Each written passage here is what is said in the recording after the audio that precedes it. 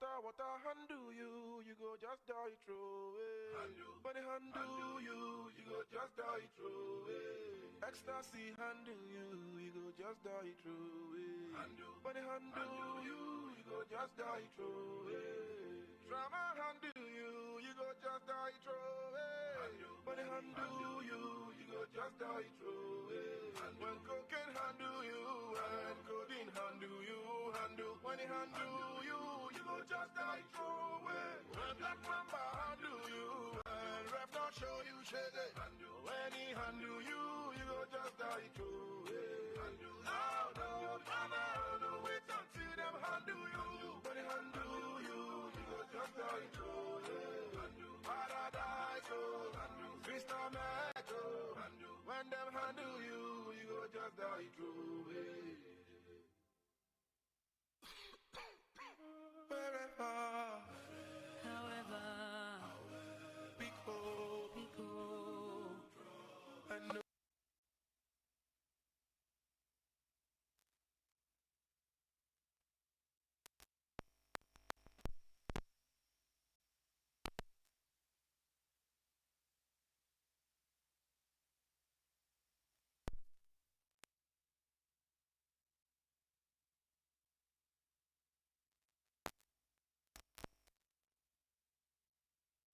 Topic to dissect today, and I'm already seeing right on the space our guest speaker today. Once again, a very warm welcome to everyone on the space. Good afternoon to those across Nigeria. Good morning and a very good evening to all of those joining us from other parts of the world, Europe, America, Asia, Middle East, and even the rest of Africa. This is NDLA's Open Forum, live from the national headquarters of the National Drug Law Enforcement Agency, that is NDLA, in Nigeria's Federal Capital Territory, Abuja. This is a platform where we share information about substance abuse and the inherent dangers. It is also a channel for us to update you about all the activities of this great agency, especially what we're doing to curb the menace of substance abuse and illicit drug trafficking in this great country of ours, that is Nigeria, as well as getting your feedback as much as we want to talk with you, as much as we want to tell you what is happening, educate and share knowledge and information about this drug scourge. We also want to get your feedback so that we can continue to improve on the things that we do, especially deliverables. This conversation, I'd like to tell every one of us that it is recorded and is streamed live on our other social media handles, especially at NDLA01 on Facebook and at NDLA_Nigeria on Instagram and YouTube. You can always go back and listen to the recorded version of this particular program and even share with others. Now, this moment, before I invite our guest for today to make his presentation, I have seen him well seated on the speaker's table. Let's also remind us of some of the activities of the agency in the past week in our news highlights segment, which will be taken by our regular Blessing Tafa. Blessing, I'd like to pass the microphone to you now to update us on what has been happening in the narco world in the past week. Thank you, Blessing. Thank you, sir. Good day to everyone on this week's X Space. My name is Blessing Tarfa, and here are the NDLEA news highlights for the week. Meth, skunk consignments concealed in tomato paste, clothes intercepted at airport. As NDLEA entered a 99 Kaduna-bound explosives, arrests grandma, others over 2 tons of illicit drugs seized. Operatives of the National Drug Law Enforcement Agency, NDLEA, have intercepted consignments of skunk concealed in tins of tomato paste and methamphetamine hidden in used clothes meant for export to Dubai, the United Arab Emirates. While the skunk in the tomato paste consignment weighing 20.00 kilograms was intercepted on Friday, 8 September at the Sako export shed of the Murtala Mohammed International Airport, MMIA, Ikeja, The meth shipment with a gross weight of 1.60 kilograms was seized at a courier company in Lagos. Another consignment of 556 grams of Canadian loud sent from Canada to one Tunji Adebayo in Ikorodu, Lagos was also intercepted by NDLEA officers of the Directorate of Operations and General Investigation, DOGI, attached to courier firms. Though Adebayo was not home when operatives visited his house at 52 Aina Atoleye Street, Ikorodu, he however directed his younger brother to sign for the package on his behalf. The brother was promptly arrested. Meanwhile, NDLEA operatives on Monday, 4th September, raided the enclave of a notorious drug lord in Akala, Mushin, Lagos, Abdul Rauf, also known as Magod, where 1,101 kilograms of Ghanaian loud were recovered and 3 suspects arrested, while the wanted kingpin remains at large. In Kogi, 22-year-old Agada Emmanuel was arrested with 77.400 kilograms cannabis on Thursday, 7 September, along Okene Lokoja Abuja Expressway, while a total of 3,980 pills of opioids were also recovered on the same road on Monday, 4th September, and the suspect linked to the seizure, Kabiru Ahmed Abdullahi, arrested in a follow-up operation in Gombe State. No fewer than 399 pieces of improvised explosive devices were recovered by NDLEA operatives from one Asana Olwa Benga Leke, 39, along Mokwa Jeba Road on Thursday, 7 September. In his statement, the suspect said the explosives were handed to him at a park in Ibadan to be delivered to someone in Kaduna. The suspect and exhibits have since been transferred to the military authorities in Niger State. In Ogun State, a follow-up operation led to the arrest of Yinka Aziz at Sabo Lafenwa, Abeokuta on Tuesday, 5th September, following the seizure of 41 kilograms Wednesday. At least 2 suspects, Muhammad Aliyu, 38, and Abdullahi Zakaria, 40, were arrested in Zaria Kano Road and Haye Arewa Hotoro Kano, respectively.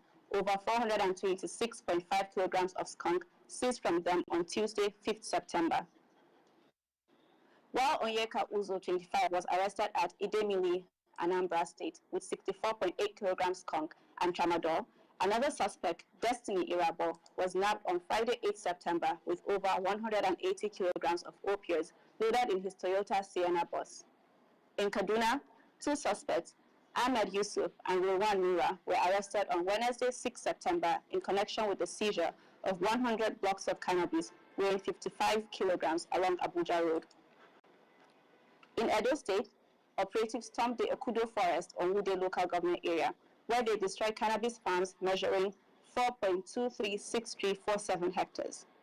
In the same vein, operatives on Thursday, 7 September, raided the house of one Amodu Egwedi, 40, in Iloje Okuje, Owan West local government area, where they recovered 22 bags of skunk weighing 261.4 kilograms. While a 60-year-old grandma, Mrs. Eunice Egwedi, was arrested in the town same day with 17 kilograms of same substance seized from her. A suspect, Gachia Modu, 26, was arrested with 60 kilograms of cannabis along Kano Nguru Road, Nguru, Yobe State, while in Imo State, 200 blocks of the same substance weighing 57 kilograms were recovered from Usim Orji, 45, along Aba Owerri Road on Wednesday, 6 September. After over 2 months of surveillance, NDLEA operatives on Wednesday, 6 September, arrested a wanted kingpin, Idoko Festus Ifesinachi, 40, linked to the importation of 76.9 kilograms Canadian loud, intercepted in a container marked MSDU 6686346 at Port Harcourt Ports Complex on near River State on 2nd June. He was arrested at his hideout in Lagos and taken to Port Harcourt. While commending the officers and men of the MMIA, Ogun, Lagos, Kano, Kaduna, Kogi, Anambra, Niger, Edo, Yobe, and Imo commands of the agency, as well as those of Dogi, for their balanced efforts in drug supply reduction and drug demand reduction activities. The Chairman Chief Executive of the NDLEA, Brigadier General Mohammed Buba Marwa, retired, urged them and their compatriots across the country to keep up the good work. That's it on arrests and seizures. Now, here are the WADA activities across the country for the week. The Kano State Command of NDLEA on Monday, 4th September 2023, delivered a WADA sensitization lecture at Hulat Ibrahim Watafizu Quran School, Sabon Gari Wudil Local Government Area. The agency implored both students and staff to be dedicated to their roles, as quality education is an important weapon in the war against drug abuse. On Tuesday, 5th September, the Osun State Command conducted a WADA sensitization lecture for members of the Hairdressers Association, Ila Oragon, on the dangers of drug abuse to their profession. The agency identifies skilled workers as at-risk population for substance abuse and is deliberate in supporting them with the knowledge required to make informed decisions about drug use. Still on Tuesday, the 5th of September, the Rivers State Command paid a WADA advocacy visit to the Redeemed Christian Church of God, Dominion Tower, in Port Harcourt. The agency is unrelenting in ensuring religious bodies are aware of their roles in supporting the NDLEA to curb the ongoing drug menace. The Jigawa State Command also on Tuesday paid an advocacy visit to His Royal Highness Emir of Hadejia, Alhaji Adamu Abubakar Maji. The agency encourages leaders to utilize their positions of power and influence to denounce drug use in their communities and remove stigma around treatment. On Wednesday, 6 September, the Ogun State Command of NDLEA visited the Catholic Diocese of Abeokuta for the purpose of WADA advocacy. Religious institutions are a primary stakeholder of the NDLEA WADA initiative and are constantly implored to include the dangers of drug use in their teachings. The Oyo State Commander of NDLEA, Olayinka Joe Fadile, also on Wednesday, led his team on a WADA advocacy visit to the Vice Chancellor, University of Ibadan, Professor Kayode Adebowale.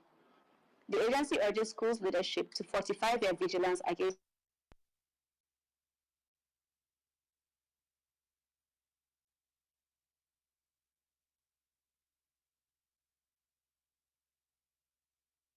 a WADA sensitization lecture at Udi Autonomous Community in Udi Local Government Area, where there were over 40 traditional rulers in attendance.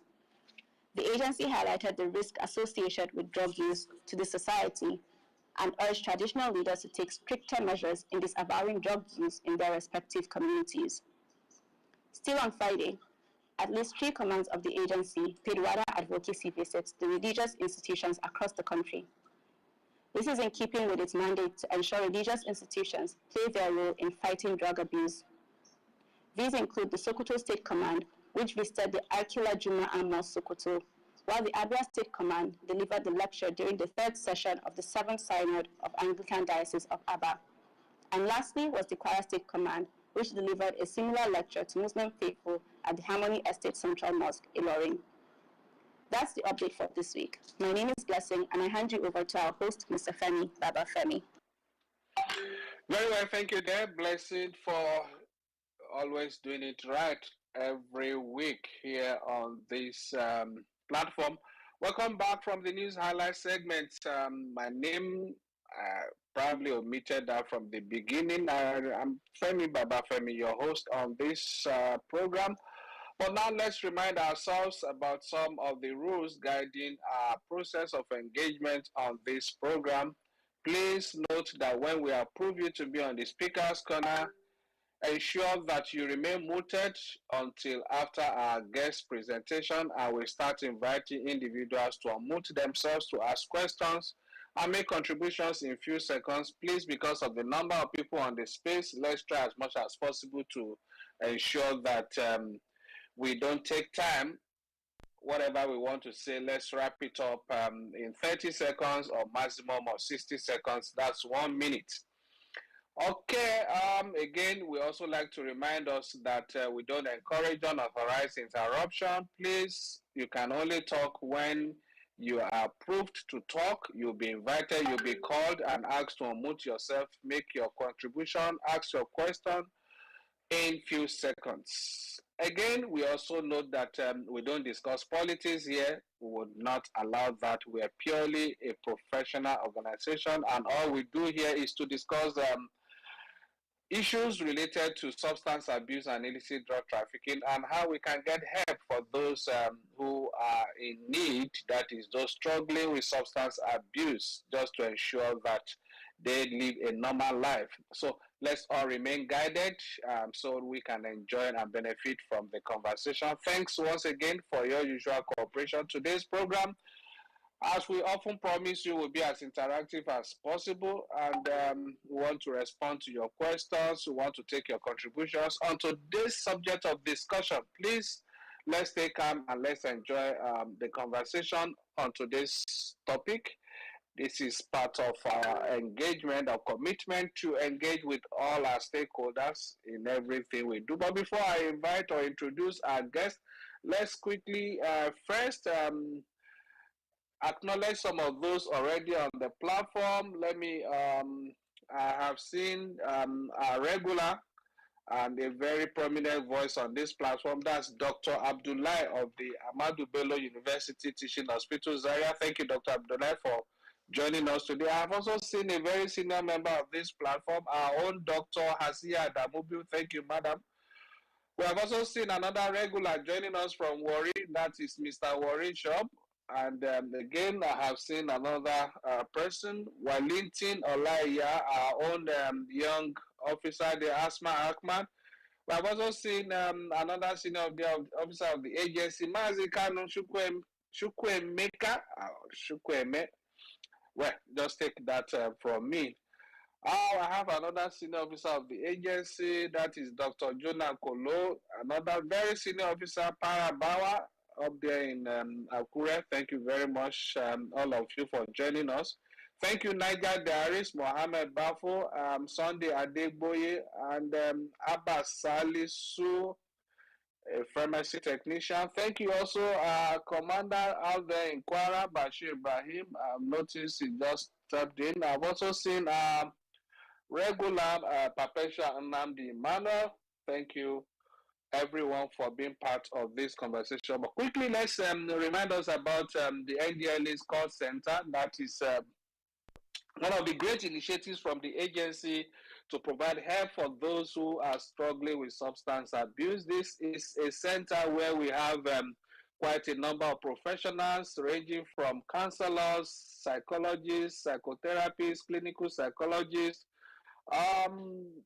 psychiatric doctors, and a number of mental health professionals who work 24/7 to take your calls, to talk to you, to address your issues, and for those that may need to be checked into rehab center, they locate the nearest rehab to you and assist you to check in there, follow up with you. Now, if you need to reach this call center for help for yourself or for any member of your family or friends, please do not hesitate to call the toll-free helpline. The toll-free helpline is a 12-digit line. It's not 11-digit like the usual regular GSM number, 0800 10203040. I repeat again, the number to call is a 12-digit toll-free line. It is 0800 10203040. Please do not hesitate to call. From any part of this country, you can access this.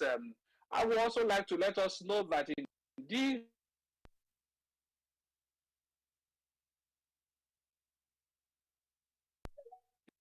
friendly.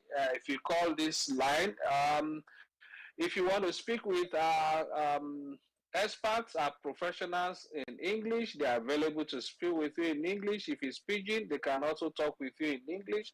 And on some chosen days of the week, they can also speak with you in Hausa, Yoruba, and Igbo. So what this means is whatever may be the issue, we always try to ensure that we're there to provide you help. Please let's ensure that we seize the opportunity and ensure that we don't suffer in silence, or we don't keep our loved ones indoor without seeking help for them.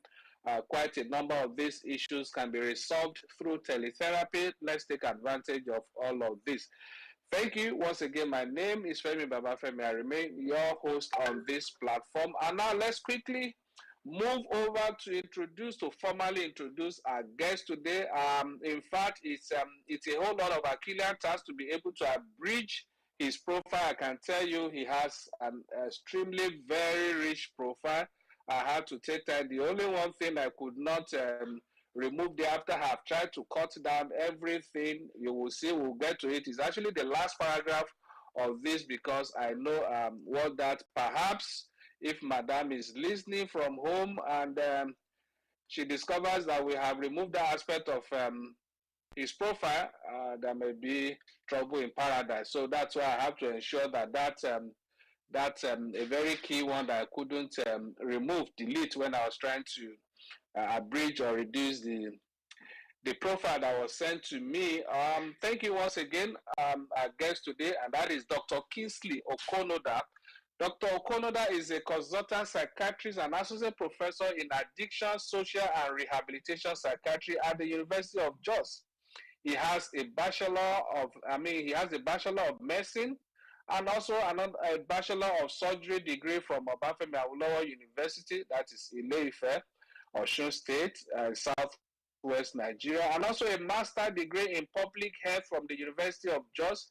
He is a fellow of the West African College of Physicians, also a fellow of the Institute of Corporate Administration of Nigeria, a fellow of the Institute of Management Consultants of Nigeria, a certified management consultant and a certified management specialist with distinction in time management by the London Graduate School, time management. That's deep. Okay. He has certificates in leadership and management in health, implementation science, and project management from the University of Washington. That's far away, United States of America. Dr. Okonoda holds responsible positions and membership of many national and international organizations, including Master Trainer for the United Nations Office on Drugs and Crime, UNODC, and Federal Ministry of Health. He is the Secretary of the Strategic Plan Subcommittee of the Nigerian Chapter, West African College of Physicians, and an examiner in that college.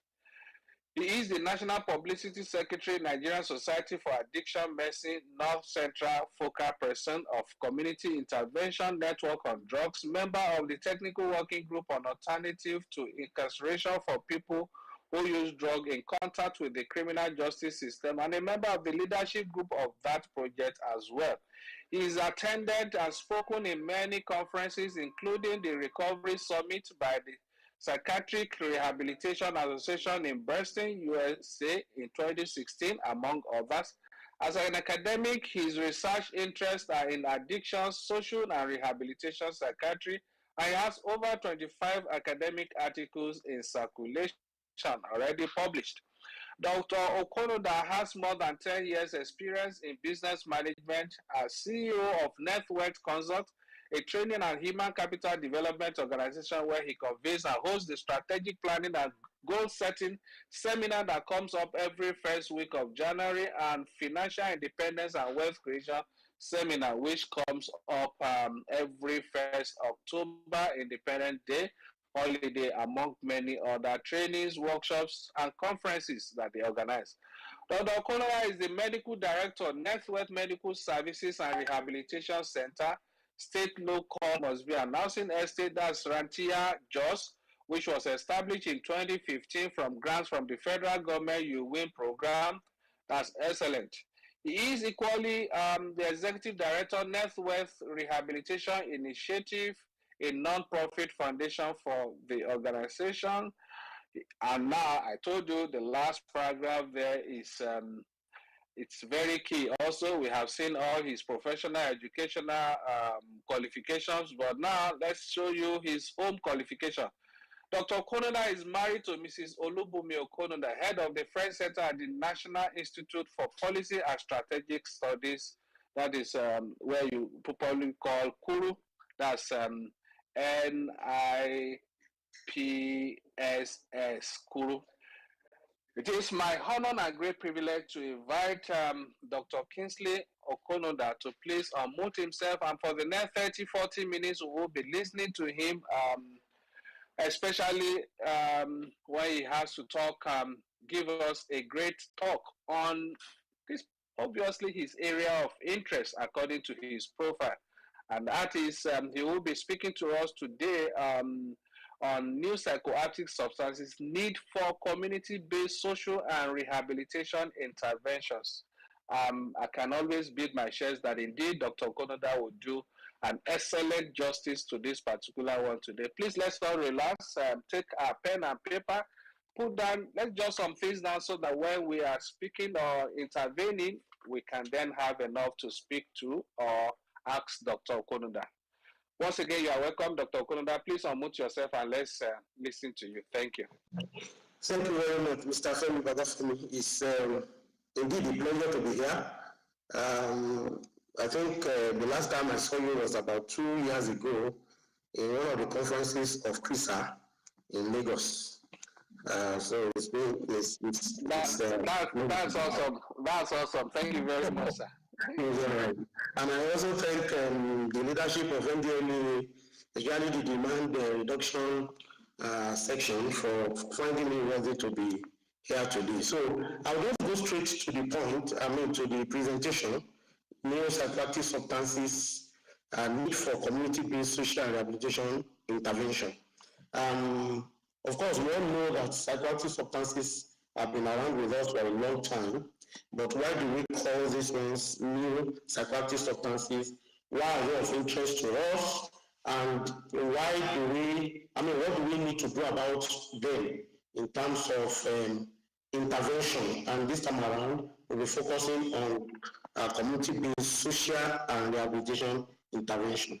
United Nations Office of Drug and Crime defined neuropsychoactive substances as substances of abuse, either in a pure form or preparation, that are not controlled by the 1961 Single Convention on Narcotic Drugs or the 1971 Convention on Psychotropic Substances, but which may pose a public health threat. I'm sure that my listeners, especially people in NDME, know enough about these conventions that I've just quoted. We won't go into those details.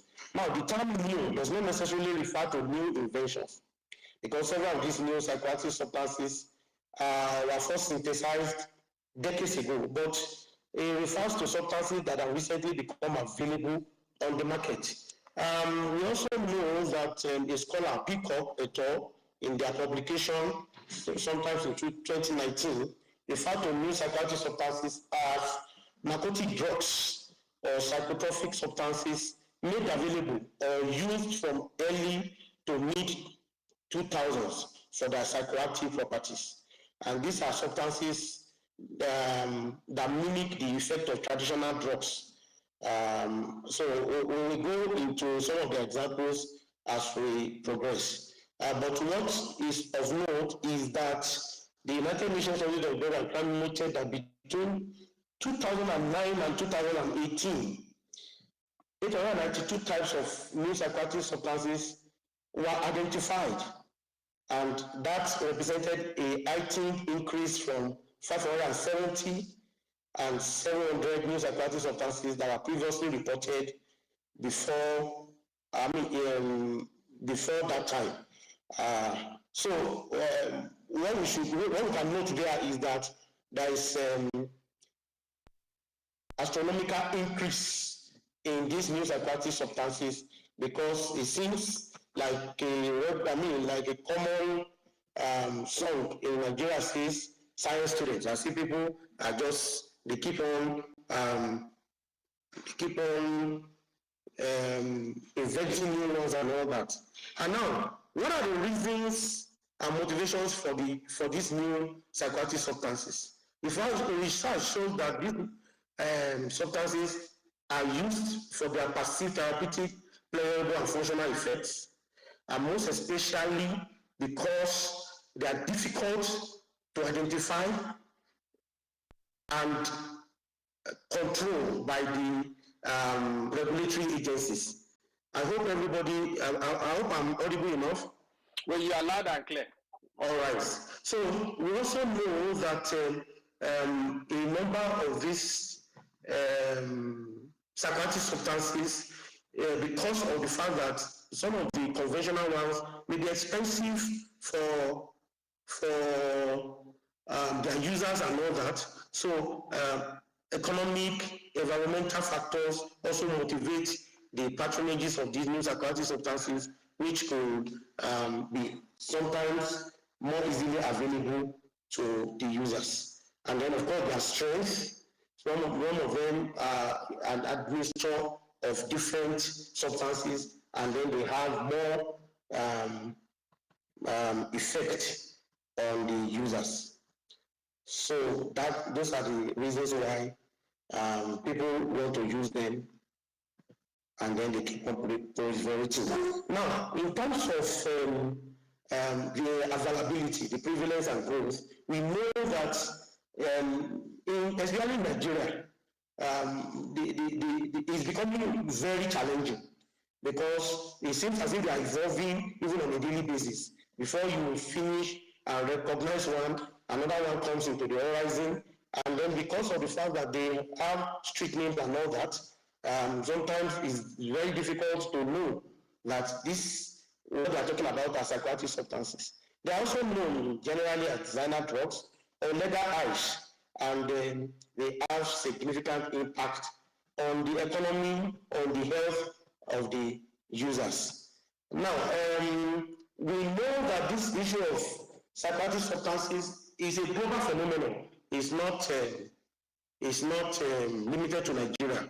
I'm focusing more on Nigeria because, of course, we are Nigeria, and we have to, while we think globally, we have to deal locally as well. So we know that because of their wide range, their diverse types, they encompass a wide range of substances, including cannabinoid, synthetic cathinones, which are often referred to as bath salts, and novel synthetic opioids. And they are engineered in such a way that they mimic the traditional drugs such as cannabis, ecstasy, and amphetamine. And well, on a general level, in Nigeria, we see that many of these new psychoactive substances are available in Nigeria, and they go under different local names, or what we call street names. But one thing we also need to note is that there are many non-classical new psychoactive substances in Nigeria.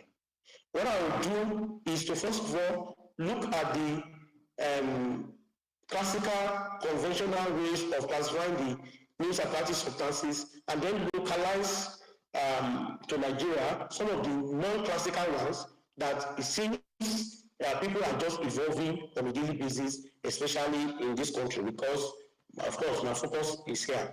Now, in terms of the categories, the synthetic cannabinoids, they are usually called spice or K2, and they are engineered to mimic cannabis, tetra-4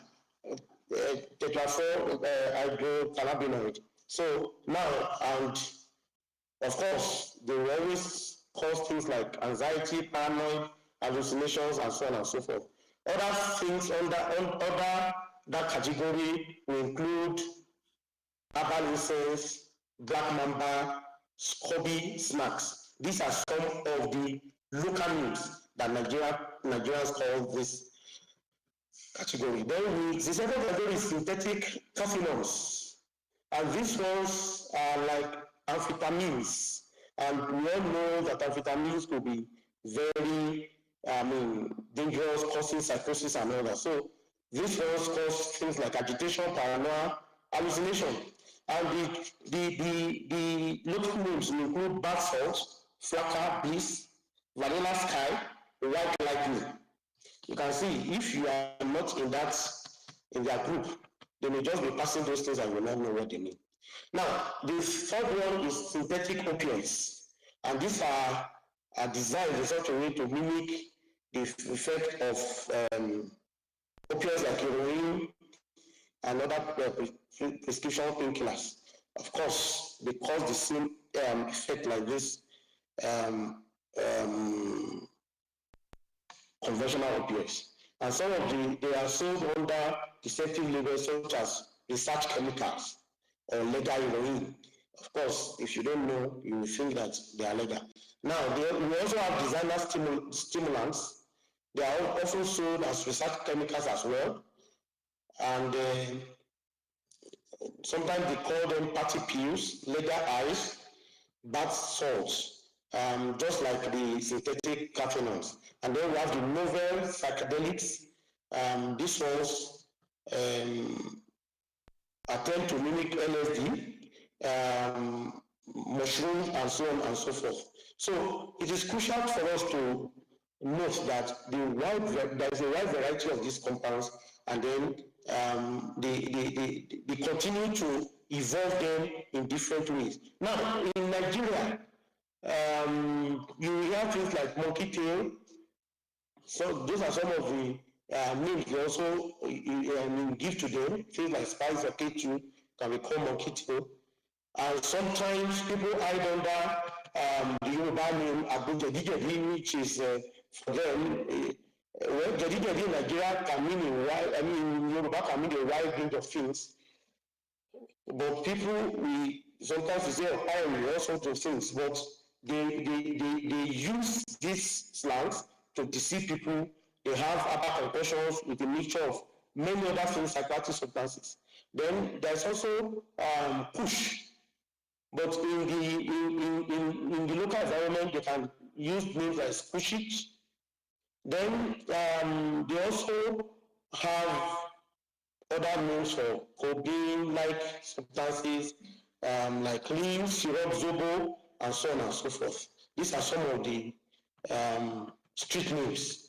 But it is also important to note that many of them now, they now, like Olamide will say, science students, that it will be a mixture of things like Bacasera drink, carbonated soft drink, with Tom Tom.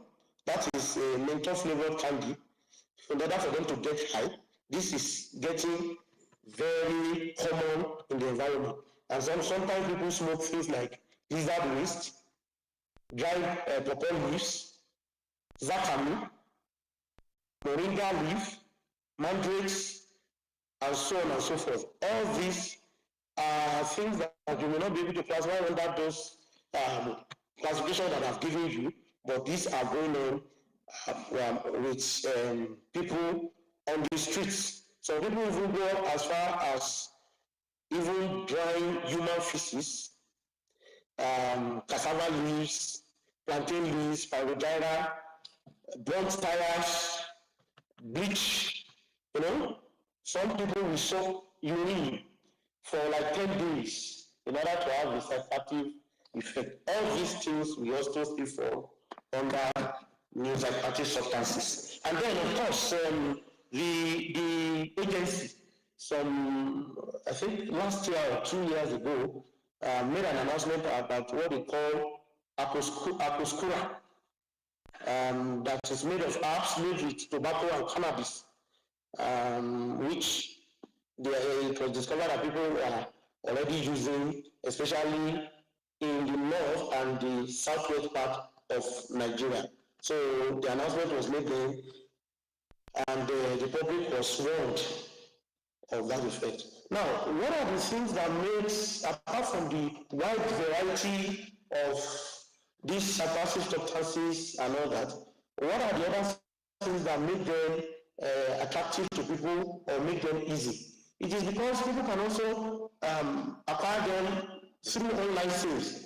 The internet is playing a pivotal role now because there's online market space, and because they hide under all sorts of news like that, so they can operate through illicit website and get it delivered to people, especially the young people.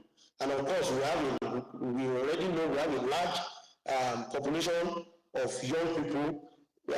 These substances are rapidly evolving, so it is difficult as the regulatory agencies are getting to know one, they are moving to another. So these are some of the highlights of these new psychoactive substances. Now, what are the dangers and challenges posed by these new psychoactive substances? We know, of course, that health risk, being a doctor, I always come through the area of health. And the thing about it is that the effects could be unpredictable. Because, for example, for the conventional ones, if you know cannabis, you know what to expect. If you know heroin, opioids, you know what to expect. But because those phones sometimes it's an admixture of drugs from different classes, and then the users use many of them. They hardly use only one, and so you don't even know what to expect. You now have a lot of adverse reactions, risk of overdose, and sometimes death. And of course, it goes on with different chronic illnesses, heart problems, respiratory disorders, long-term damage to vital organs. I will not go too much into details because that's not what we have. But, and of course, the mental health implication of it, when people start having hallucinatory experiences, and of course, the issue of delusions, especially paranoia, and severe psychosis, that may present a very challenging scenario. And of course, the issue of dependence, addiction is there. These are substances that could lead to addiction very fast. And of course, the impact on society, criminality will increase. In fact, even the issue of the illegal production and supply, and of course, a lot of them use them to commit other crimes and all that. And it puts a strain on the healthcare system. Definitely, with all the amount of health challenges we have talked about, and social disintegration also occurs. And then, in terms of legal and regulatory agencies, it presents a great challenge because of the rapid evolution. So, as a substance is being banned, another one is evolving, and the enforcement becomes more difficult. I can imagine what the agency is facing in dealing with these substances and in the prosecution, because as you can see, many of them go under what could be innocent legal names. And we already know that the people who are in quote victims of this substance use are in their productive years, the youths, the future of the nation, the productive workforce, and so it also affects that. And why do they proliferate so much, or why does it still constitute more problem? Because of lack of public awareness. Everybody knows about cannabis, everybody knows about heroin, and so on and so forth. But these ones, the awareness is not as optimal as the traditional ones. And then the fact that when somebody is involved in this, there's the issue of stigma and so on and so forth that makes it difficult for the person to even want to come out. Information is limited, and all these are things that affect intervention for us to be able to handle the situation of these new psychoactive substances. Now, having understood what is the new psychoactive substances are about and some of the epidemiology that goes along with it, the topic says need for community-based social and rehabilitation intervention. Of course, so with all I've said, I think it goes without saying that there's a huge need for us to be able to have intervention to handle these new psychiatric substances. So the community-based social interventions are aimed towards raising awareness about these substances, reducing the demand for the substances, and providing support for the affected individuals and families. Those are the goals of community-based social intervention. And of course, raising awareness, we know that the issue of sensitization, education, drug education, and so on and so forth, we know are being on many committees and trainings, and even facilitated trainings and workshops with members of NDLEA, especially the demand reduction session. And one of the things that we also use is the what we call DPTC, drug and drug prevention, treatment, treatment, rehabilitation, and control. So this is one of the ways in which you can also raise awareness concerning these new psychoactive substances for people to get to understand. We can also organize community workshops, especially to train or educate, sensitize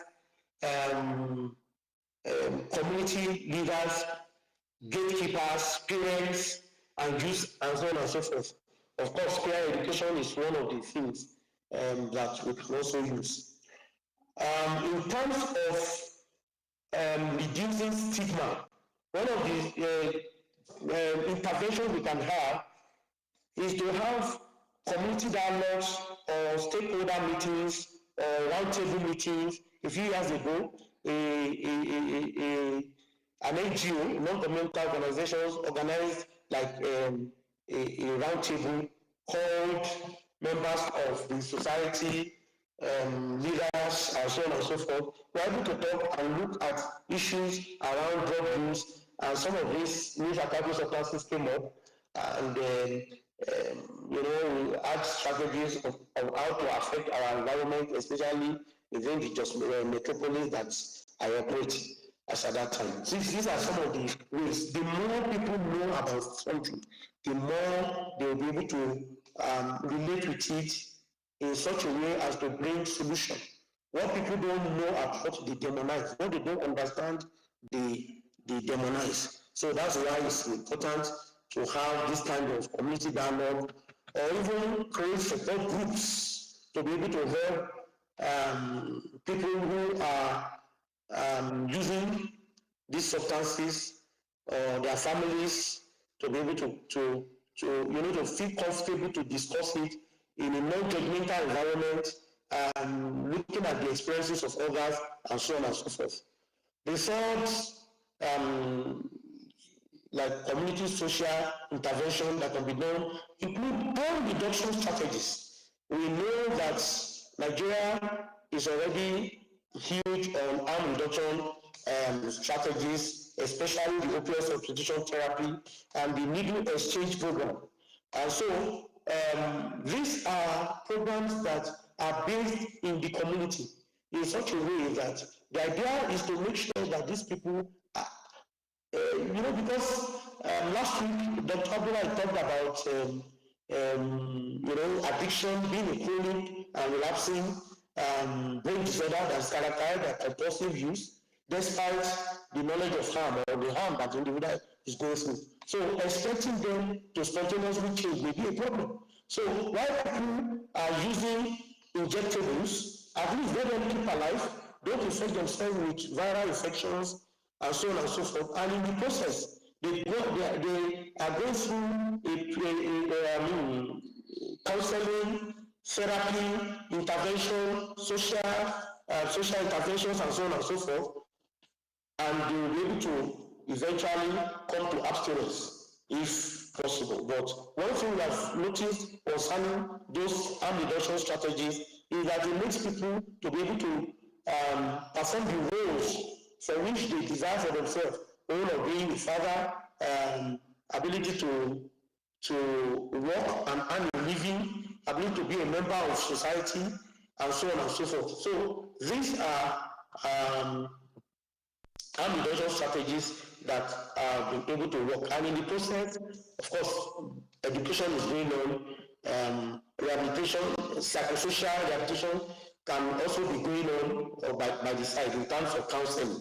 Of course, overdose prevention by the use of things like naloxone, buprenorphine, and so on and so forth, especially for trained members of the community. This is already being done by many CSOs and non-governmental organizations operating in the area of drugs.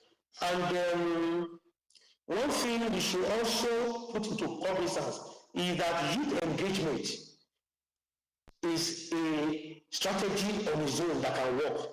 That could be youth clubs and activities, recreational activities, goal-directed activities, things like sports, arts, community service, mentorship programs that target at-risk youth populations, that pair them with positive role models that can guide and support them. And of course, we also have to think about having a solid local policy, local advocacy policy, such that there could be community coalition, partnership with law enforcement. What we have discovered since about 2013, 2014, that we have been having this program with DMOGC that brought together all stakeholders, is that even public health, where I belong, with law enforcement that the command belongs, the interaction, understanding have been very positive in such a way that it has led to better results for the users who themselves are victims and not criminals like the suppliers or the dealers. That is what partnership can do, and this is in itself is an intervention strategy. And of course, beyond that, we also have to understand that rehabilitation, because many people, once they get to dependence, addiction as we call it, they will need to go through sometimes comprehensive assessment and inpatient rehabilitation, where they have to go through detoxification, structured programs, behavioral therapy, sometimes medication-assisted treatment, counseling and support services that will include things like individual counseling, group therapy. One important area is that the drug does not only affect the person that uses it, affect the whole family, sometimes friends, and even neighbors and the community. And so things like family therapy have also been known to help in the recovery process, having to help the family to understand addiction better, improve communication, relate with the user in a non-judgmental way, but firm way, and sometimes to also help them, they themselves, to overcome some of the stress and psychological effect of dealing with somebody that has psychiatric substance in the family. Because some people break down, and in the process, they themselves start self-medicating, and then they get into the dependence again. And there could be long-term residential treatment, outpatient treatment is also possible. Then aftercare and relapse prevention, where there's continuity of care, there's relapse prevention programs to teach individuals to have skills to be able to manage relapse, to be able to manage sleeps or lapse as we call it, and so on and so forth. And then generally an holistic approach, a multidisciplinary approach that looks at the whole area of the individual. For example, what we call addiction severity index. This is something that we use to make a comprehensive assessment of how these substances or the effect of dependence or addiction has affected the person in different areas of the person's life. Could it be medical, could it be psychiatric, could it be housing, could it be education, family, and so on and so forth. So having a great understanding of this area will be able to help that individual to be able to go through the process of recovery. We know that recovery is a complex issue. It's not straightforward, and the recovery of each individual is peculiar to them. But at every point, we'll be able to give them hope. At every point, we'll be able to help them to fulfill the roles for which they desire for themselves. So what are the recommendations that can make these interventions more effective in terms of for us to be able to get better results? Well, Nigeria has been a great deal in this area, I must confess, and but we can always get better. So we can strengthen our legislation, make it more humane for us in public in health. Always look at the public health approach and from the discussions I've been hearing in recent times, you could know that the command is also tending towards that, looking more into the users as people who need treatment while going after the criminals there who are dealing with the production and supply and all that. So we can strengthen legislation to make it easier for law enforcement, even the police and so on, to be able to relate with these people in a better way. And then, of course, the issue of supply reduction so that can be more effective. Prevention and education programs, school-based programs, the Unplug program by UNODC is one very effective one. We know that it's better to have drug education, have skills, to have purpose-based education, things that keep children in school so that they won't even be thinking about the use of alcohol substances and so on and so forth. And then, of course, we have to make the treatment of of dependence to be widespread. Many times when people get to know about network medical services, for example, and rehabilitation center, some of them will say, we don't even know that there's a rehabilitation center in this place. I said, I'm not going to announce the rehabilitation center because of the stigma. But how many of such places do we know around where people can easily get treatment? We need to make treatment to be widespread so that it is in the primary health centers, comprehensive health centers, secondary health facilities, and of course the tertiary health facilities. And then we need to think in terms of integrated care, where all the different components can be managed: mental health issues, viral infections, HIV, AIDS, hepatitis, and so on and so forth. And then we need to also have rapid response, crisis response, to be able to handle some of these cases. So, well, I think that another thing we can do is to also up our game in terms of research and data collection. That is one area in which this program that UNODC have been doing with Federal Ministry of Health and even other agencies have tried as much as possible to improve our data collection, but we can also get better. Research, areas of research into these new psychiatric substances to better understand their workings, to better understand the science behind them, the psychosocial issues that make people go into them, and so on and so forth. Then we can establish a surveillance system that can maintain monitoring of new psychiatric substance trend, collect data, pattern of usage, identify emerging substances, and so on and so forth. And then the area of funding is very important. Collaboration with funding partners, foreign agencies. We could also have of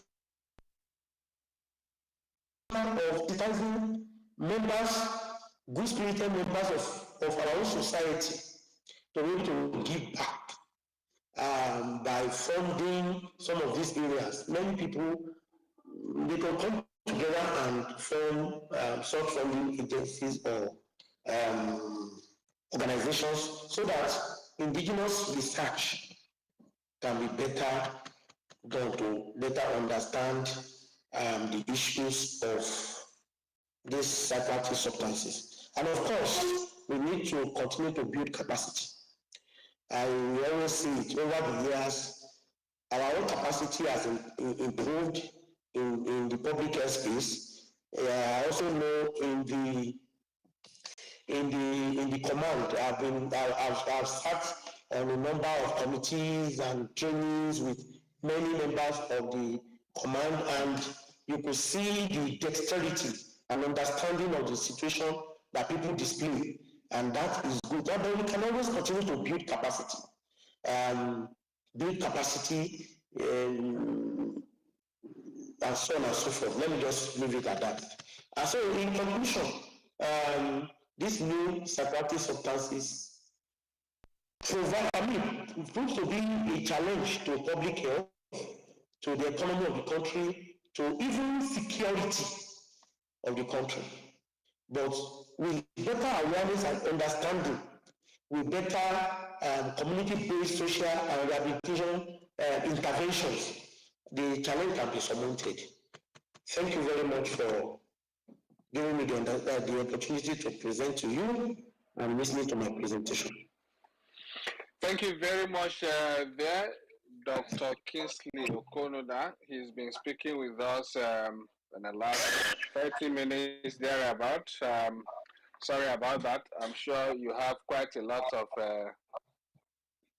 shilling ACs around you there, Dr. Kingsley, combined with the fact that the weather in Jos is also a very, very friendly one. Let me just say another thing for a certain period.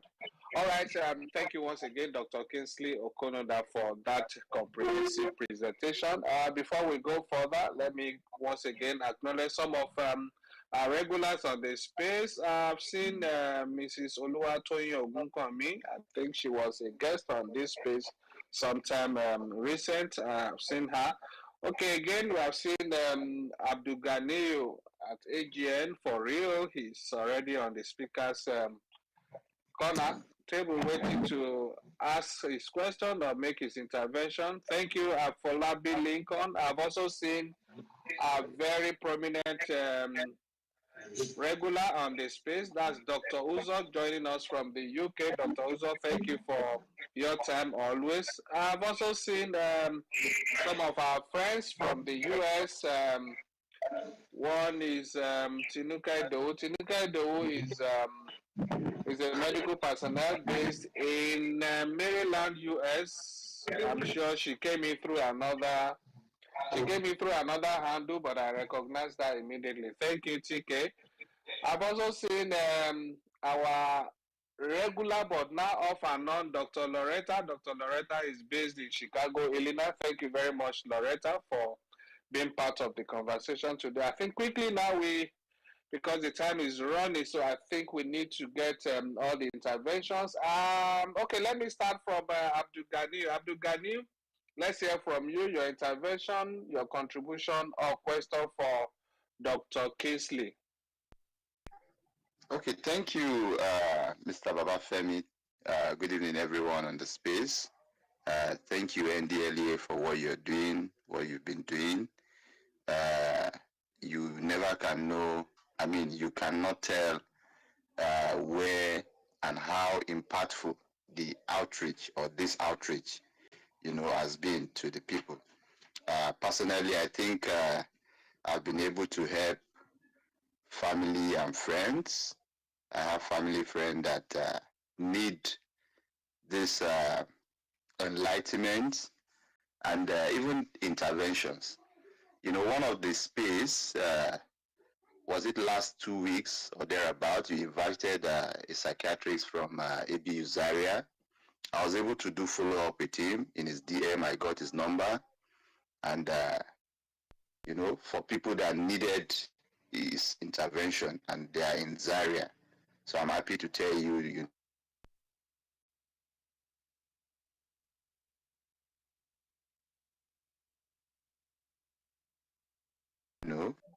Perfect. Can you confirm hearing me? Yeah, we can hear you now. We lost you briefly, but I think we can hear you again now. Yeah, a call is trying to call me. Thank you. So, like I said, although I came in late today, the topic is still, bordering on how to help people, having dependency and all that, drug abuses and all that. But I have a question for the resource person because I really want to get myself loaded to be enlightened, and I see this a very good platform for that. People who are suffering from drug abuses, dependency, I think, or rather I got a close by information that they also suffer from epilepsy, seizure, and all that convulsion. So I want to know more about that. How can they be rehabilitated of that? What is the solution to that? I must also commend the need, according to the topic, the need for a push for rehabilitation. There is huge deficit in this area because like the resource person said, the primary health care center, the rural area. In fact, I wouldn't want to even go into how in rural area they chain people, they go to local rehabilitation center. When I say local, you know what I mean. And I don't think those interventions are standardized enough. So that is just the question I have for the resource person. I want you to talk about this seizure, or is it epilepsy they call it? They also suffer from that. What is the way out? How can they, seek intervention? Thank you, sir. Thank you very much, there, Mr. Abdul Ghani. I think if I should put it in another way, I think he's asking if there is a nexus or a link between substance abuse and seizures or epilepsy. I think doctor is well positioned to respond to that. Please go ahead, Dr. Kingsley. All right, thank you very much for that question. Um, there are ways in which people who use substances can have seizures or convulsion. And the commonest one is when they are having withdrawal symptoms. Withdrawal symptoms is one of those things that happens to people who are dependent on substances. That is when the blood level of the substance is not enough, so they will withdraw. For example, somebody that uses alcohol, for example, can have seizures, can even have withdrawal symptoms to the point of having to be in the intensive care unit. And so seizures, convulsions are part of the symptomatology of withdrawal symptoms, which is one of the criteria to let us, to show that somebody is also dependent. But then there are also some times in which it occurs as a result of complications from the use, not withdrawal symptoms now, but complications from the use. For example, in opioids and all that, there can also be seizures. So the management of it is not complex, is to handle the issue of withdrawal. That is why we always say that the issue of treatment of dependence and addiction is a medical issue. So we give them medications, that's what we talk about, medication assisted therapy. We give them medication to be able to go through the process of detoxification so that they don't go through the adverse effects that seizure can be. There are other adverse effects like delirium or even delirium tremors that people can die from. So medication assisted therapy for them to go through the process of detoxification. And of course, we can also use things like naloxone, buprenorphine, and all those kind of things to be able to help people go through that. So these are the basic areas that is the nexus between seizure or convulsions and drug abuse, and that is how to go about it. In terms of rehabilitation services, well, I already said it, and is to continue to advocate. Well, Nigeria already has a policy pronouncement. It's just that implementation may be a challenge. It's already been pronounced that every primary health care center, comprehensive health care center, specialist hospitals or secondary health care and even tertiary should have some form of drug treatment services. but the implementation of it is the issue. So, but since the policy pronouncement is already there, then it behoves us to do the work of advocacy. And to me, that is part of what NDLA has been doing with these events that we are having on a weekly basis. Because the more people know, the more people will be able to, maybe we have somebody that has the ear of somebody in government to be able to appropriate more funding, appropriate more money in the budget to achieve some of those things, and so on and so forth. And we also know that even in the command, in NDLA now, we have counseling services, and even psychiatrists go and visit to be able to handle some mental health challenges and all that. So this is what we need to continue to do to be able to help our people. I hope I've been able to answer the question. Thank you very much. Absolutely. I think you've gone in extensively to take care of that.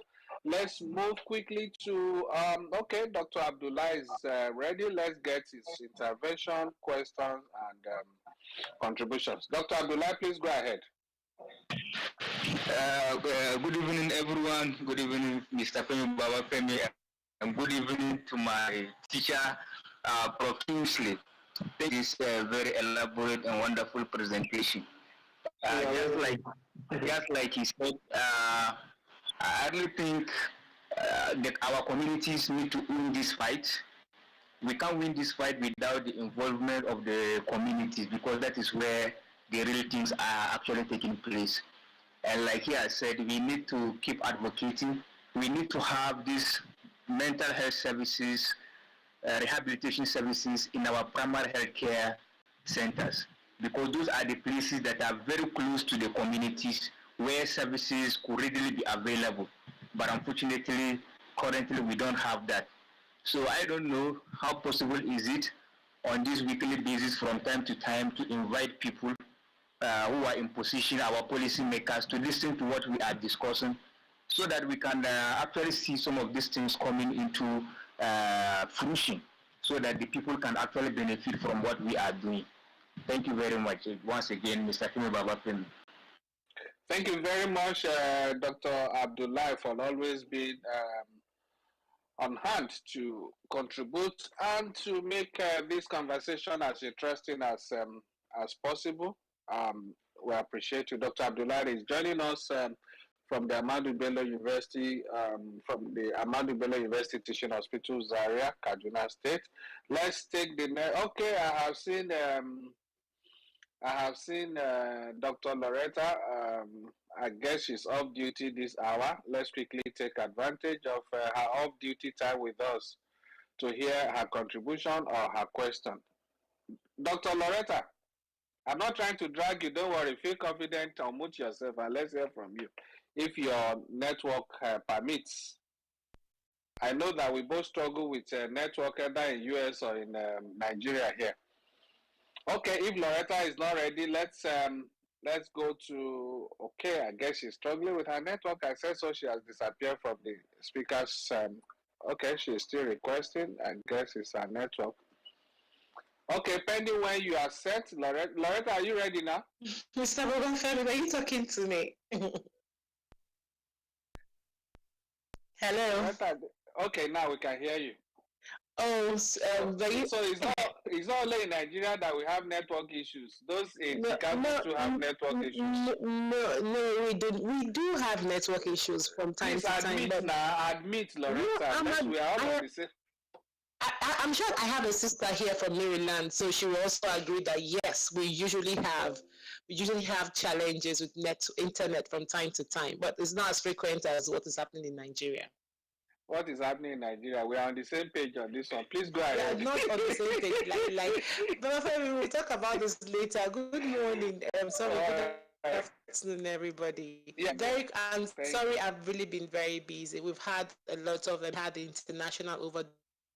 We've had today. This month is Recovery Month.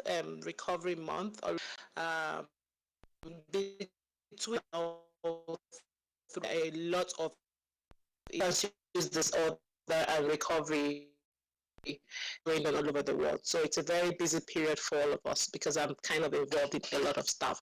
Having said that, I just wanted to something Mr. Kingsley said. I apologize for joining your presentation from the beginning. I joined a bit late.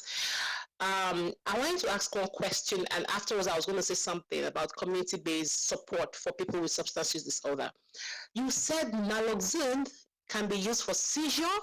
Is that what you said? Except I missed what you said there. You said naloxone can be used for seizure or epilepsy. It is for opioids, not seizure. So, yeah. So let me just quick for the question I was asked about naloxone. Naloxone has an injectable portion and nasal spray, and the nasal spray is called Narcan, and it can be used immediately if someone has an overdose. When it is sprayed into the person's nostrils, you're able to revive the person. And if you have the injectables, you can also inject that. But I do not think it's in Nigeria already, except, you confirm otherwise. Having said that, I am an advocate, aside from being a psychologist who is focused on substance use disorder, recovery, mental health, and all of that. My core area is in community work, and I would always, and I've always said it on this platform, that the grassroots is where the work begins. But my only challenge is if the government has passed the policy that we should be able to treat, we should not treat now. You don't basically treat substance use disorder per se. You manage the sickness. Now, if we have been provided with a policy that says primary healthcare level should be able to support or should be able to respond, should be a first responder use disorder issue point, I am praying even at the tertiary level. So I would always advocate for prevention until the government gets it to a lot of work. And I always also advocate that the NDLA should have a department, a well-equipped department that will focus on use recovery. That's the support side. And that's part of it, so they have to work from the community, because if you begin to prevent this, if you begin to prevent access, you prevent use, you reduce access, and people do not have a lot to using a substance. The truth is, to a large extent, they will begin, and when they do not need to go through the question is, are we ready at the community terms while NDN is fighting to reduce access to demand? So let's look at the world. That we'll go to the communities, we talk to the people, but to say that we're going to have a community-based therapy for people in Nigeria. Can we focus more on the services that are available in the respective locations first? There's something I'm currently doing, which through national and the department that is responsible for all of this. Can we have like a guideline or not, like a map of, let's see, organization services or mental health services, or have the list transcribed to different languages, taking community health facilities in Nigeria to those situations, and they cannot attend to them. Can they refer? Referral linkage is very important. And the question is, how many of our institutions are even providing the support. I want to bother my head about how many providers, but can we disseminate that information to the community, to the primary health providers, to families, to schools? Because the issue is really getting very bad. I will just stop talking for allowing me to speak. Thank you, Loretta. At least I know we're on the same page, whether you like it or not. I always like to drag you when we're on this page together. That's Loretta. Loretta is joining us from Chicago, Illinois. I know she's passionate about community-based interventions. Okay, would Dr. Kingsley want to speak to that? All right. Before I invite our Bashir Ibrahim. Thank you very much, Loretta, for your contribution. Let me state here that many of the issues that you have spoken to are things that are already going on. It's just that coordination, before in this space, everybody was just doing what best he thinks they can do. But one way or the other, through the the project that UNODC, with the support of the European Union, with Federal Ministry of Health, NDLA, and so on and so forth, have been able to do. We now have better coordination of things. Now, when it comes to, I agree with you absolutely that prevention is the way to go. But you will also agree with me that prevention is quite huge. A number of things that makes for prevention for drug use disorder are not even in the purview of health at all. That's why we talk about intersectoral collaboration. One of the most important ways of preventing drug use and drug use disorders is to even strengthen the public education system such that children are kept in school. Children are they have purpose-driven education. So they learn skills, social skills, and so on and so forth, leadership skills. There should be mentoring and coaching and things like that. All those things are not even in the purview of health or law enforcement at all. And so the issue of prevention is such that we need to pull everybody into the space. We need to, like I said, UNODC has a program called Unplugged. And what they do is to train school teachers, because you know what people used to do in the past, to go and just do they call it awareness campaign and all that. One day sensitization, they call it sensitization. They just go, they give a lecture. Some of them even use scare tactics that won't work, and they go away. Those things, the effect by research and practice is of little effect. The effectiveness is not there.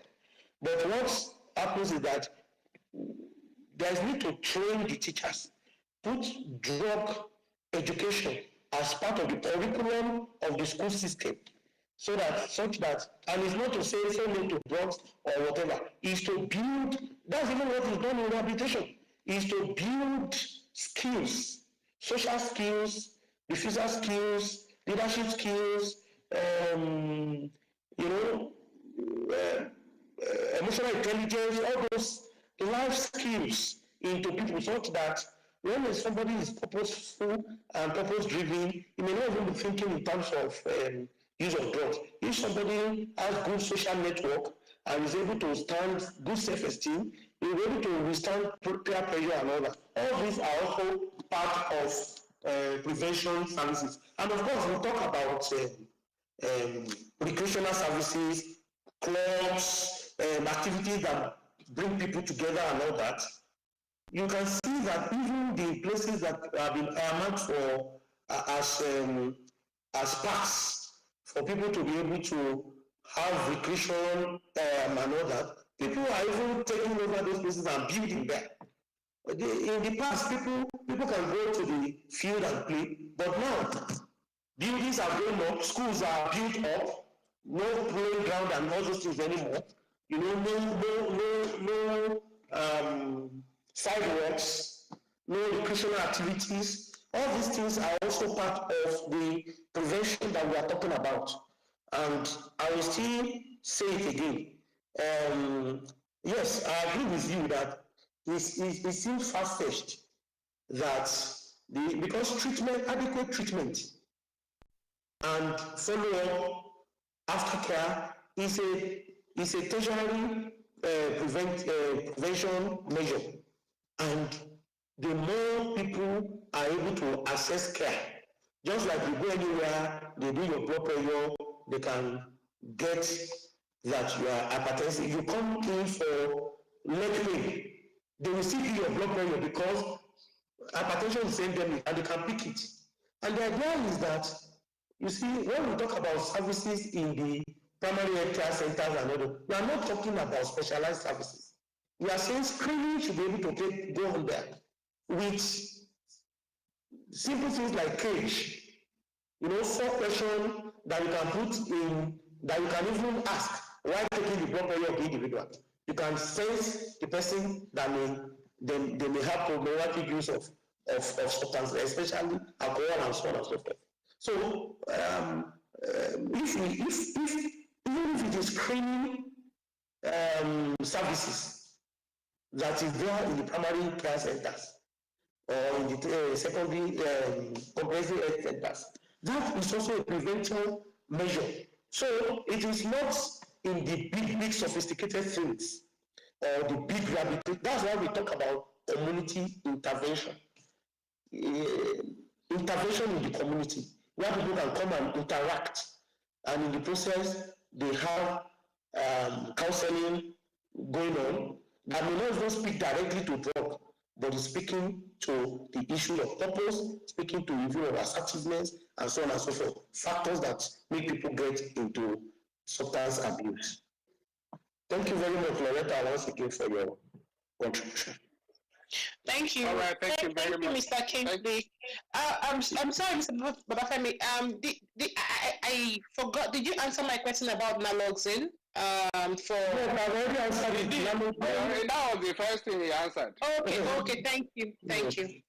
Loretta, you are not concentrating this morning. No, I am. I think my network. So you see,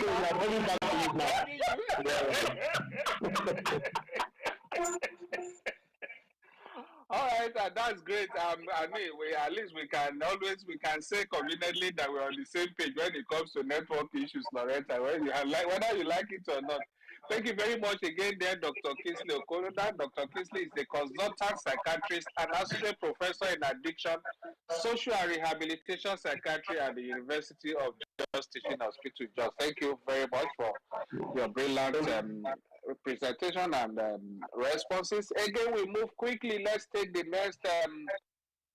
Okay, yeah, I think I have our own Bashir Ibrahim, who is the state commander of the agency in Kwara State. Let's hear from our Commander Bashir Ibrahim, please.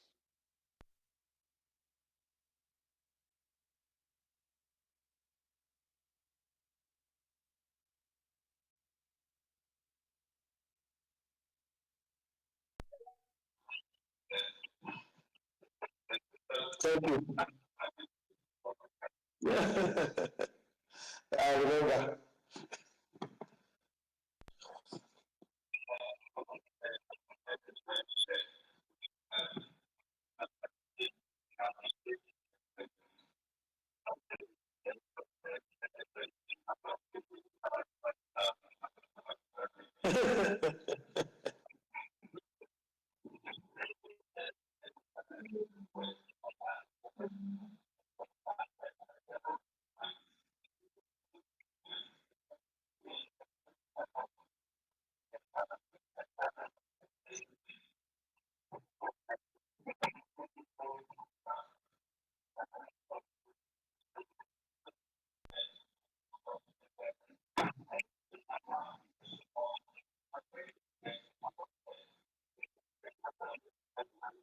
Yeah.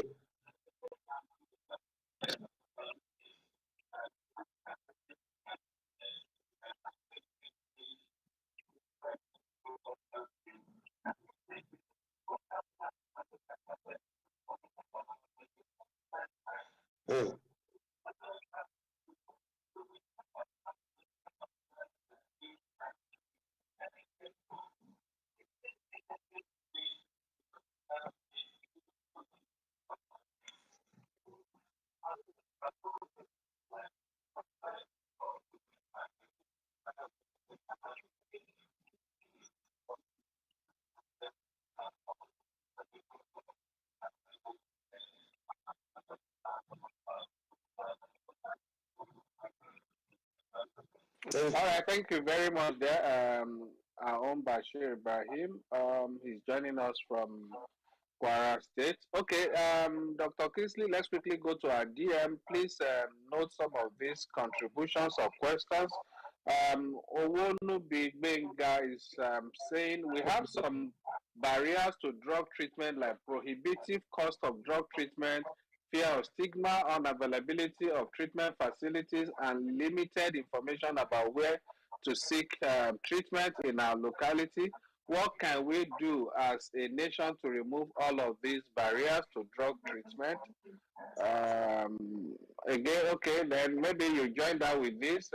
Suleiman is saying the agency needs to expand their outreach to the rural areas. There are local markets in the hinterlands that drugs and narcotics are traded in the open like any other business commodity.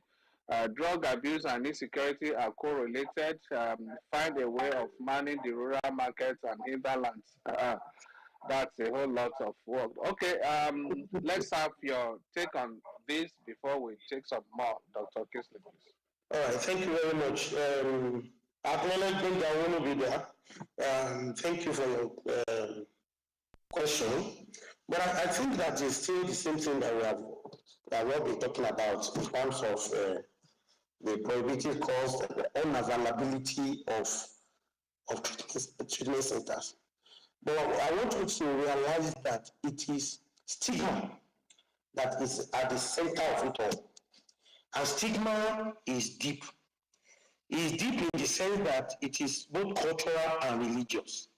And when you talk about culture and religion, these are things that you'll be shocked that even people who are highly educated, PhD holders, fellows and all that, they still have a lot of issues concerning the issue of substance use. Some people will tell you that somebody uses his hand to go and start drinking and smoking, and then you are talking about treatment and management and all that.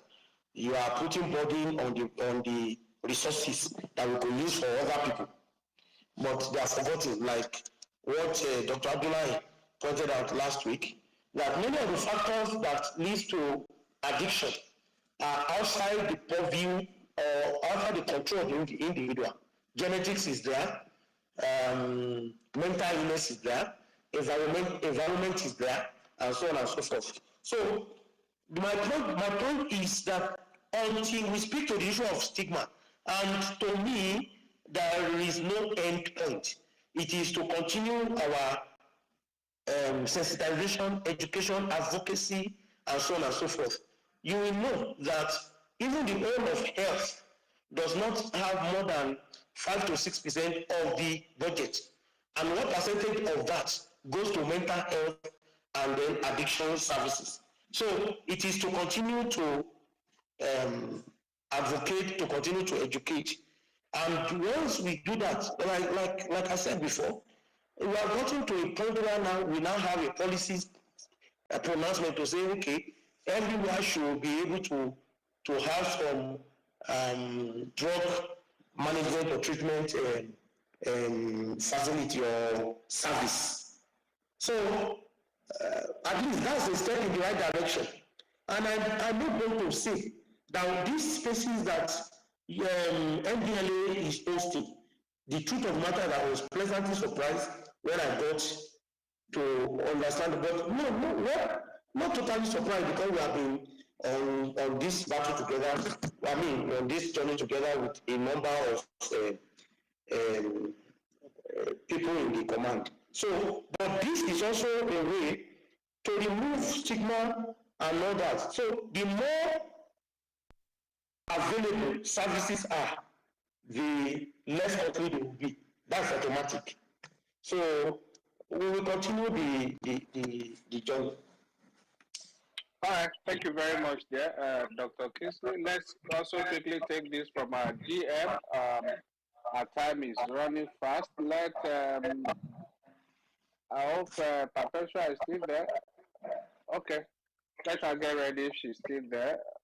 Okay, let me read this from our DM. It is common in your practice, that's addressing you now, Dr. Kingsley, it is common in your practice to ensure there are compulsory family therapy sessions with, okay, no, is it common in your practice to ensure there are compulsory family therapy sessions with a recovery patient? That is one question. The second part of that question from the same person is, how much information can you ethically divulge to a family to ensure that they continue to support a recovery patient after they are diagnosed and released from the care of the hospital? Dr. Kingston, All did right. you get Yes, I got both questions. Okay. All right, so let me state direct answer. Yes, a compulsory thing in my practice. In fact, sometimes I do it multiple times depending on the need. In fact, there is one that I would have been present, but because of my preparation for this for this presentation, I had to tell my team to go ahead without me. Because there's no way you can manage somebody with substance use disorder appropriately without having understanding of the family dynamics and without the family having an understanding of what addiction and drug use disorder is about. In fact, we have what we call I express emotion. I express emotion is because the family can become hostile to the individual. So they blame him for everything. And while there is a place for accountability and taking responsibility for your actions, but we have to understand that this person is only love, is only partnership, is only acceptance, compassion, evocation. These are the things that can help people to change, and those are some of the things that we also make sure that the family gets to understand, rather than passing critical comments, rather than being sometimes over-involved, treating the person like a child, and so people get angry. I had one 2 days ago where the boy kept on talking about how they took him to foster home for 2 years and he didn't see anything that was done and all that. We had to get him to a point of accepting that the parents did the best they knew as at that time. You know? And until we got to the point of talking about forgiveness therapy and all that, that boy was not open to listen to anybody. So all these things are some of the reasons why we have to do the family therapy. And the family themselves could be overwhelmed by the issue of the substance. And so they themselves, sometimes they need some form of therapy. And then in terms of information to be developed, you know, you will have been having both individual sessions with this client. Is your client? Is your, well, I like to use patient because is a patient. So you must have had individual sessions with the patient. You must have discussed. You must have known the areas in which the patient doesn't want you to talk with the family. And if there are things in which you know that is best for the family to know, you have to come to an understanding of convincing the patient. But as long as the person is not convinced of that area, you are the therapist. So a lot lies in your hands, but you cannot be unethical. You use the information that is needed. You know, but one thing you must also know is that in forensic psychiatry, we talk about TARASOF 1 and TARASOF 2, the duty to inform and the duty to protect. If a patient is talking about harm to himself or to loved ones, you can't be talking about ethics there. You have a duty to protect. So you must also tell your patients the limits of confidentiality and so on and so forth. It's not a clunky area to practice. It's an area where you keep on learning, you keep on looking at individual circumstances and so on and so forth. But you must be very ethical in your dealings. All right, thank you very much there again, Dr. Kingsley. Okay, let's quickly take this from, we have barely about 10 minutes more. Let's take this from TJ at Tongawaji. TJ at Tongawaji. CJ is a mental health specialist, consultant, clinical psychologist, and psychotherapist. Okay, TJ, are you ready? Or we should move on. TJ, if TJ is not ready, let me quickly take this again from our DM, Dr. Kingsley. I'm ready. I'm ready. Okay, please go ahead. Please go ahead. Okay, so thank you, Dr. Okay, for the beautiful lecture. I'm looking at a local setting where people are more engrossed on spiritual beliefs. How can we permeate such environment with social and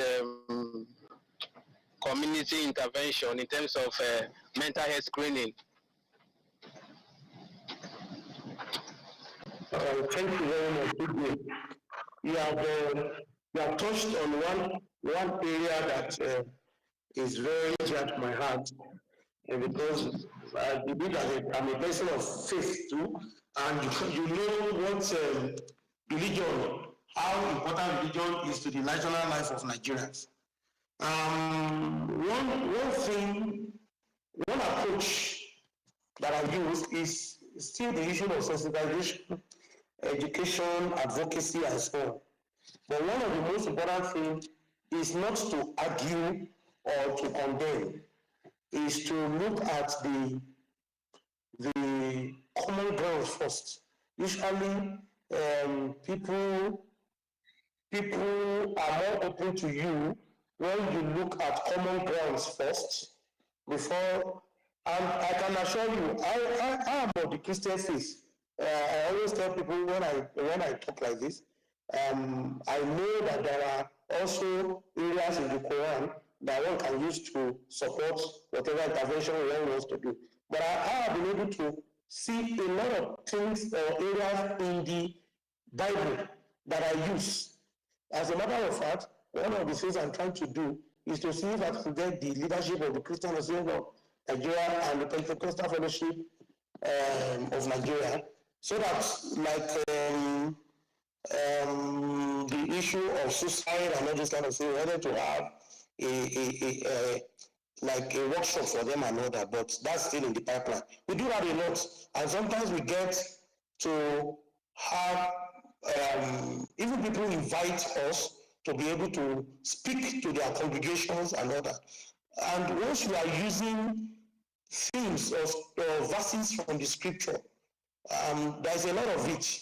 It talks about compassion, talks about, because it's a judgmental spirit that people have, believing that, okay, we are trying to promote negative vices in society.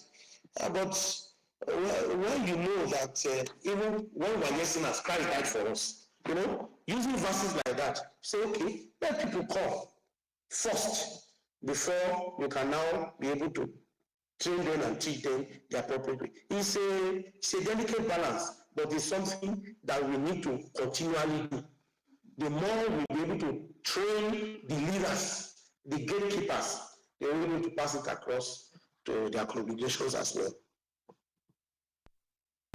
All right, thank you there once again, Dr. Kingsley. I think Loretta is raising her hand. She has something to say. Loretta, please go ahead. Thank you. I was quickly going to say that Dr. Kingsley has, almost said everything I wanted to say about that, but I still want to reiterate that very crucial is a collaborative approach with the faith-based leaders. We must first try as much as possible to make them see the ills and the consequences that this drug use challenge has caused, and the havoc it will continue to cause in the communities, in our society, starting from the churches, the mosque, the faith outreach areas, organizations. So we must, because we need them to have or take ownership of some of these activities or intervention. They need to believe, they need to see, they need to agree that there is a problem.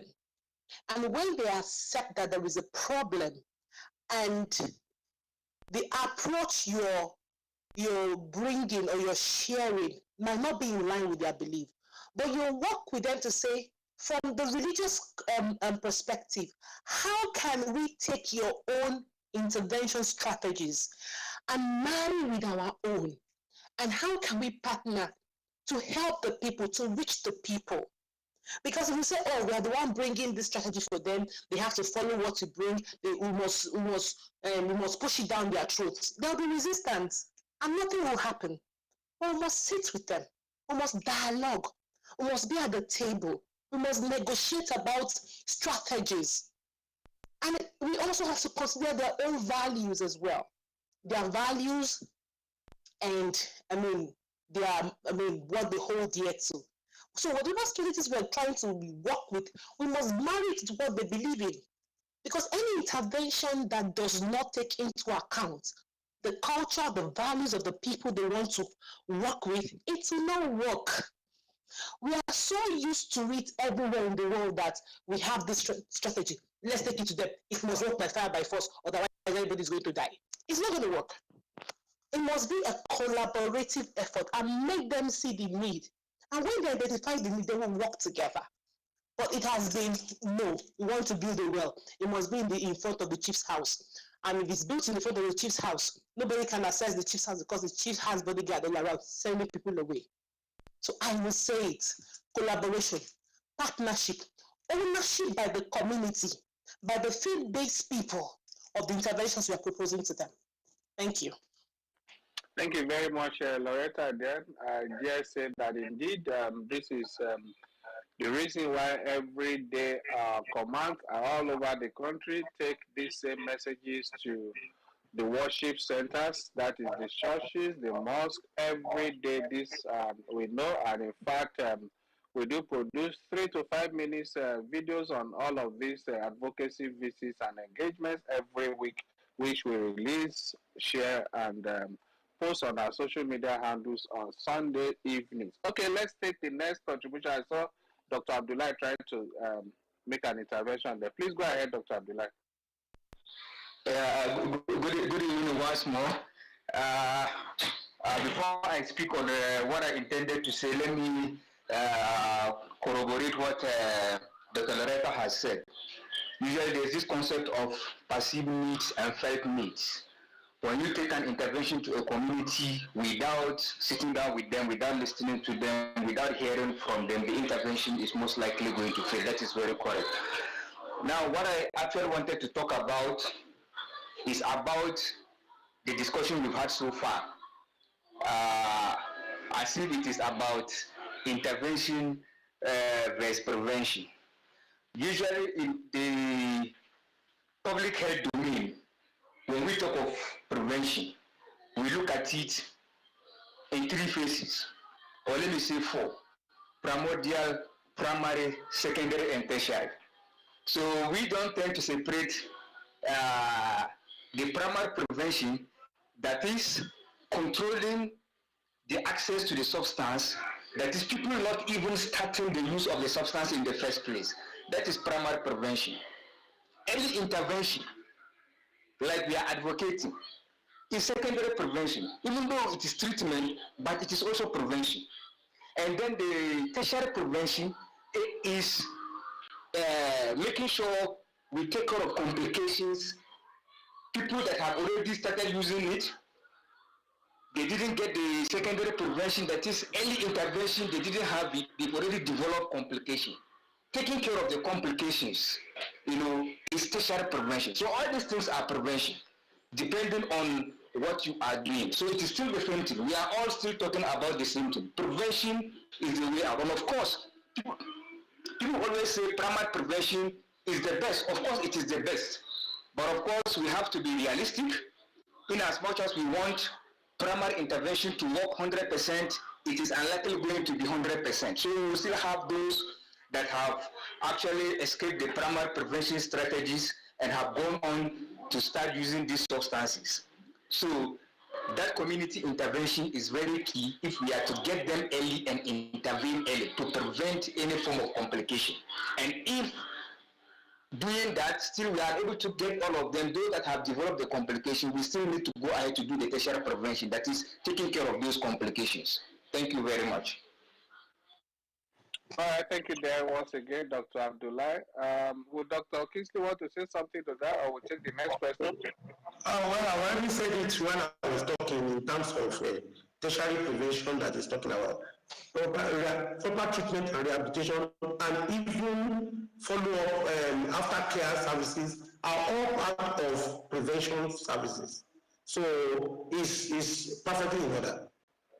All right, thank you. Then let's take this, hopefully, the last question or contribution from Yahaya Shuaibu Aljara. Please go ahead. Good evening, Mr. Femi, Baba Femi. Good evening, everyone. Please, my question will go direct to myself. I have an issue. Let me go directly to the point. I'm a victim, and I'm an addict. But for the past 5 months now, I have stopped smoking cannabis, and I have stopped taking all this drug abuse like syrup and some other drugs. But for stopping all these things, I'm now facing some kind of challenges like sometimes I'll feel afraid of people, I'll be scared, sometimes I can't sleep. I would have to take something that will make me sleep, like Panadol night or paracetamol night, all these kind of things. And sometimes I have to smoke cigarette before I can sleep. So I don't know which stage I am now, and if there is any help that the doctors can render for me, please. Thank you, and that's my question. I need help, please. All right, please over to you. Thank you, Yahaya. Then Dr. Kingsley, please go ahead. All right, thank you very much, Yaya, for coming out straight with us. I appreciate your journey. But we are talking about the issue of recovery. It's a journey, it's not a one-off thing. What you need actually is to be able to get help. You have been able to stop the use of the substances, but now you are going through some of the challenges that goes along with it. And you need professional help in that area. It's possible when the professional, being a doctor, I always talk about doctor, if the doctor examines you and all that, and it's discovered that you need some medication, they're able to put you through that. But if it is discovered that all you need is still psychosocial counseling and rehabilitation, it doesn't have to be inpatient. It could be outpatient. It could be different sessions. You might need to even go through the issue of cognitive behavioral therapy because you talked about having fear and so on and so forth, having problem with sleep and so on and so forth. There is what we call sleep hygiene, and it may even be that you may have some underlying mental health challenges. I don't want to say it further because anxiety could be there, mind depression could be there. You know that, but I can't jump into that conclusion now. You need to actually go for professional help where the person will have an assessment and then make a diagnosis and impression and have a treatment plan that may involve a number of interventions, maybe pharmacotherapy using medication or non-pharmacological, using counseling, social intervention, and so on and so forth. Even the issue of exercise could be there. You know, it's lifestyle changes, healthy living, and all that. But I don't know where you live. Maybe if you tell us where you live, may be able to direct you to the most appropriate place for help. Yes, I live in Jigawa State, sir. In Jigawa State, Duselo. All right. It's not coming to the top of my head now, but I think that we'll be able to make contacts and get you help there. Okay, sir. I really appreciate it. Thank you. All right, thank you very much there, Yahaya. Please, in case in case you need further assistance from us, please do come to our GM. In addition to whatever Dr. Kingsley is going to provide for you, would also see what we can do for you at the level of the agency. Thank you very much once again, Yahaya, for taking the boldness to come out and speak to us directly. This is what we encourage. You cannot keep quiet in a situation like this. You need to come out and get the needed help. We are right almost at the dot of the hour, and at this point, we just have to draw the curtain. But before we do that, let's give the opportunity to Dr. Kingsley again to give us his closing remark or parting shot. Once again, Dr. Kingsley Okonoda is a consultant psychiatrist and associate professor in addiction, social, and rehabilitation psychiatry, University of Jos Teaching Hospital, Jos, North Central Nigeria. Thank you once again, Dr. Kingsley. Please go ahead with your part. All right, I just want to use this opportunity to thank everybody that have been on this call, and I want to, like we have discussed extensively, to look at the issue of substance use disorder, especially this issue of new psychoactive substances. Let's do the best we can in terms of trying to educate people, sensitize people, and then, we must support rather than punish.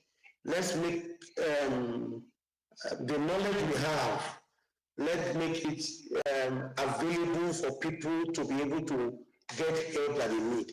And above all, we must do everything with an human face. We must partner with them. We must accept them. Acceptance is not the same thing as approval. We must accept them so that they will be able to listen to us, show them compassion, and then a belief system. For example, Yahaya says he has been able to stop this, has been able to stop that. That means there is power in him, self-efficacy. He is able to do this. If you have been able to do that, you can do better still. When we have this human face, we will get better results. I want to thank you once again for giving me the opportunity to be on this call. God bless you all. Thank you. God bless you too, Dr. Kingsley Okonoda. Dr. Kingsley Okonoda, again, is a consultant psychiatrist and an associate professor in addiction, social, and rehabilitation psychiatry, University of Jos Teaching Hospital, Jos, North Central Nigeria. Once again, we appreciate your time, the excellent presentation, and the brilliant responses, explanations, and the great knowledge and information you have shared on this platform. We'd like to thank again all our professionals that have been part of this conversation. Dr. Abdullah of the Ahmadu Bello University Teaching Hospital, Zaria. Thank you, Dr. Abdullah, for always being around. Thank you again, our own Dr. Asiya Adamubio, even though she's quiet on the space today. Thank you very much, our own Dr. Loretta, who has joined us from her base in Chicago, Illinois. Thank you, Loretta. Once again, I must really say I miss your presence because you are always there making vital contributions. God bless you there. Thank you, Mr. Warisha Wellington Olaya, Asma Ahmad, our own Asma Ahmad, Mazikano, Dr. Jonah Kolo, Parabawa, Niger Diaries, Mohammed Bafo, Sunday Adegboye, Abba Salisu, Mrs. Oluwatoyin Ogunkami, Abdulgani Afolabi Lincoln, Dr. Uzo, always joining us from his base in London, UK. I think I've seen him also, but I guess he's busy. He's on duty today, but he's been part of this conversation. Thank you. Our own Tinuka Idowu also joining us from Maryland, the US.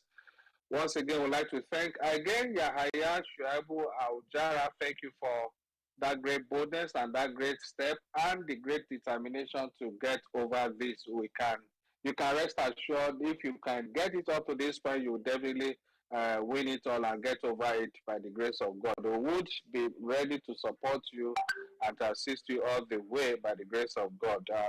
Again, I'd like to thank my colleagues that have been behind the scenes supporting and assisting me on this conversation on this platform. Thank you, Francis, Mahmoud, Musa, Dele, Val, Blessing, Unsu, Kumbi, and the rest of you. God bless you all. Once again, I'd like to say thank you to everyone that has listened to this. Please remember, you can always go back to this conversation and listen to it. They are recorded. It's a recorded conversation. They are live on our space, on our social media handles, and you can always share with others as well. This is for the benefit of humanity. Once again, my name is Femi Babafemi. I remain your host. And I'd like to implore you to please stay safe. It's a weekend. Please don't do what will put you in trouble, and don't go out there abusing illicit substances. This is part of why we're sharing this information, sharing this knowledge with you on a Friday evening like this, so that you can be well informed and be well guided in the things you do the weekend that you are free. Please take good care of you, and God bless you. I'll hand over to my colleague Mahmoud now to draw the curtain on this today's on this week's edition of our conversation. Thank you. God bless Nigeria. Bye bye. Thank you too, sir. As you rightly to the end of the program, for more information about NDLEA, our listeners can visit our website www.ndlea.gov.ng and our social media platforms at ndlea_Nigeria on Twitter, Instagram, and YouTube. And on Facebook, it is at ndlea01. Do join us same time next week for another edition of this wonderful program. Thank you all.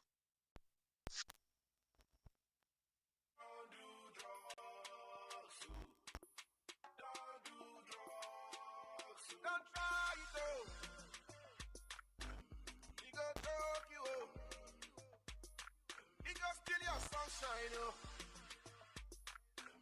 He go shock you, oh. He don't kill him any youth for my area. Even for your area. When you start it to stop, it not go easy. As you they drag him go, he they drag you down. Water come out from my eyes, oh. When I remember all the guys, oh. Where many of them kicking bucket, oh. Some got to forget, oh. Make we don't forget, oh. So they talk it, oh. Say, rock up your busy body, oh. Don't go push your busy body. If you die, you go sad, oh. Oh yeah, help me tell somebody. Say,